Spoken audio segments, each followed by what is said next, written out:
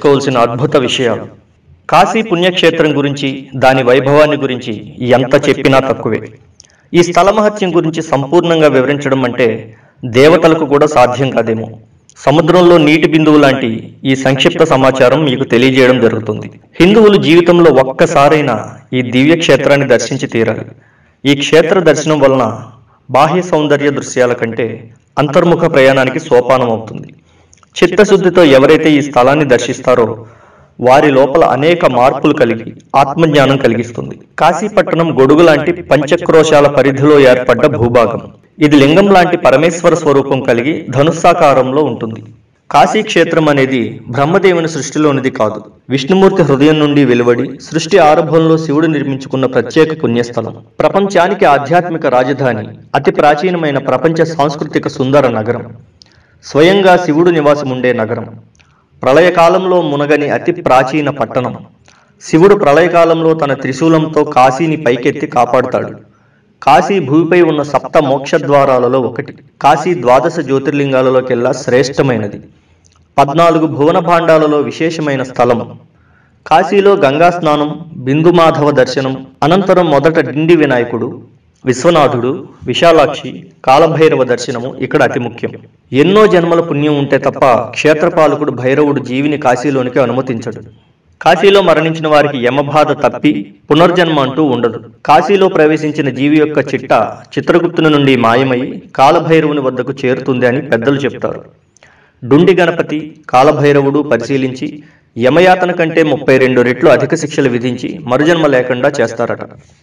కాబట్టే కాశీలో కాలభైరవ దర్శనం తర్వాత పూజారులు వీపుపై కొట్టి దర్శించిన వారు కాశీ దాటి వెళ్లిపోయినా పాపాలంటకుండా రక్షగా నల్లని కాశీదారం కడతారు. కాశీవాసం చేసేవారికి సమస్త యాగాలు తపస్సులు చేసిన పుణ్యంతో పాటు అన్ని చక్రాలు ఉత్తేజితమవుతాయి. కాశీలో మరణించిన ప్రతి జీవికి శివుడు దర్శనమిచ్చి వారి కుడి చెవిలో తారక మంత్రం పలికి మోక్షం ప్రసాదిస్తాడు. అందుకే కాశ్యాంతు మరణాన్ ముక్తి అని శాస్త్రవచనం. కాబట్టే చివరి దశ జీవితం చాలా మంది కాశీలో గడుపుతారు. మరణించిన వారి అస్థికలు కాశీ గంగలో కలిపితే గతించిన వారు మళ్లీ కాశీలో జన్మించి స్వయంగా విశ్వనాథునిచే ఉద్ధరింపబడతారు.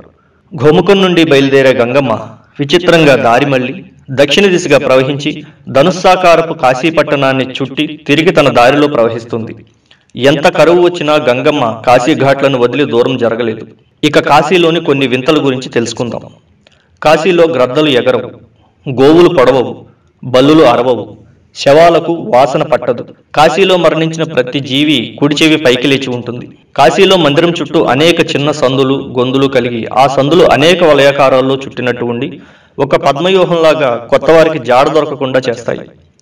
ఇక్కడ అనేక సుందర వనాలు, పూల చెట్ల మధ్య ఉన్న మందిరాన్ని విదేశీ దండయాత్రికుల దాడుల నుంచి కాపాడుకోవడానికి ప్రజలంతా గుడి చుట్టూ పెద్ద పెద్ద బంగ్లాలు కట్టి శత్రు సైనికులకు దారి లేకుండా చేశారు. అనేక దేశాల నుండి పెద్ద పెద్ద శాస్త్రవేత్తలు వచ్చి కాశీలో అనేక పరిశోధనలు జరిపి ఆశ్చర్యపోయారు. అసలు ఈ కాస్మోస్ ఎక్కడి నుంచి వస్తున్నాయి? అప్పటి పూర్వీకులు శక్తి చలనం ఉన్న చోటల్లా మందిరాలు నిర్మించారు. అంత పరిజ్ఞానం ఆ రోజుల్లో వారికి ఎక్కడిది అని ఆశ్చర్యానికి గురి చేసేలా ఉంటాయి. కాశీ విశ్వేశ్వరునికి శవ భస్మలేపనంతో పూజ ప్రారంభిస్తారు. కాశీలోని పరాన్న భుక్తేశ్వరుని దర్శిస్తే జీవికి పరుల అన్నం తిన్న రుణం నుండి ముక్తి లభిస్తుంది. కాశీ క్షేత్రంలో పుణ్యం చేస్తే 1,000,000 రెట్ల ఫలితం ఉంటుంది. పాపం చేసినా 1,000,000 రెట్ల ఫలితం అంటుతుంది. విశ్వనాథుణ్ణి అభిషేకించిన తర్వాత భక్తుల చేతిరేఖలు మారిపోతాయి అంటారు. ఇక్కడ శక్తిపీఠం విశాలాక్షి అమ్మవారు. జగమంతటికే అన్నం పెట్టే అన్నపూర్ణదేవి నివాస స్థలం కాశీ. ప్రపంచంలోని అన్ని భాషలకు తల్లిగా అతి ప్రాచీన సంస్కృత పీఠం కాశీలోనే ఉన్నది. కాశీలో గంగమ్మ తీరాన 84 ఘాట్లు ఉన్నాయి. ఇందులో దేవతలు, ఋషులు, రాజులతో పాటు ఎందరో తమ తపశ్శక్తితో నిర్మించినవి ఎన్నో ఉన్నాయి. అందులో కొన్నిటి గురించి తెలుసుకుందాం. దశాశ్వమేధ ఘాట్. బ్రహ్మదేవుడు 10 సార్లు అశ్వమేధ యాగం చేసింది ఇక్కడే. రోజు సాయంకాల సమయంలో విశేషమైన గంగా హారతి జరుగుతూ ఉంటుంది.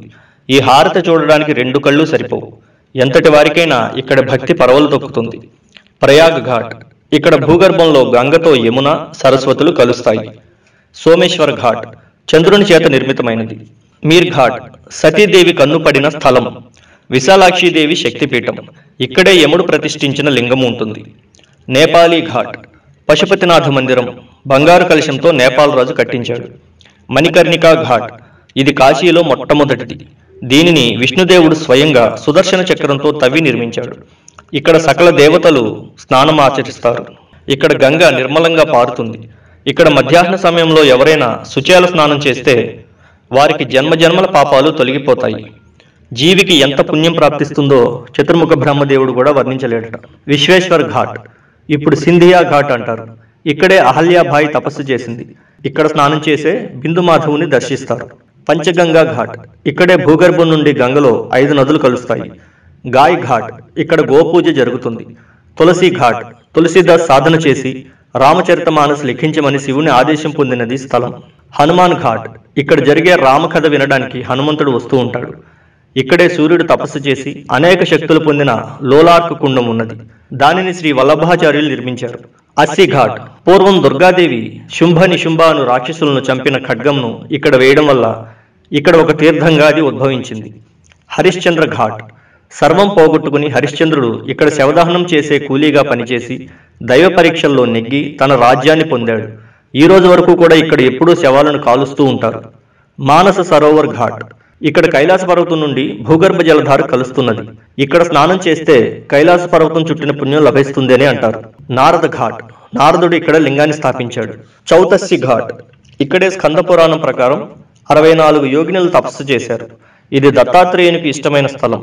ఇక్కడ స్నానం చేస్తే పాపాలు తొలగి 64 యోగినుల శక్తులు ప్రాప్తిస్తాయని అంటారు.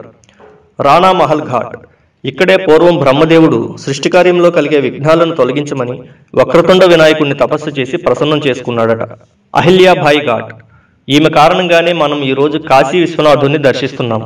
కాశీలోని గంగానది ప్రవాహంలో అనేక ఘాట్ల దగ్గర ఉద్భవించే తీర్థాలు కలిసి ఉంటాయి.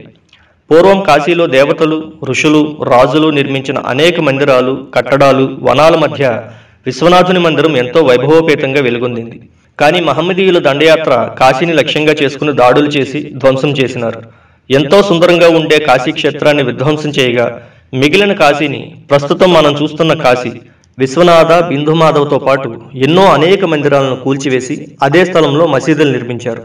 నేటికి విశ్వనాథ మందిరంలో నంది మసీదు వైపు గల కూల్చబడ్డ మందిరం వైపు చూస్తోంది. అక్కడే శివుడు త్రిశూలంతో త్రవ్విన జ్ఞానవాసి తీర్థం బావి ఉంది. మందిరానికి పక్కన ఇండోర్ రాణి శ్రీ అహల్యాబాయి హోల్కర్ గారు కట్టించారు. కాశీ స్మరణం మోక్షకారకం. కాశీ పుణ్యక్షేత్రం గురించి, ఇక్కడి మహత్యాల గురించి స్వయంగా అనుభవిస్తే తప్ప చెబితే అర్థమయ్యేది కాదు. కాశీ విశాలాక్షి, విశ్వేశ్వర, అన్నపూర్ణాదేవి, కాలభైరవ స్వామి అనుగ్రహం సదా మీకు కలగాలని కోరుకుంటూ శీఘ్రమేవ కాశీ దివ్యక్షేత్ర దర్శన ప్రాప్తిరస్తు.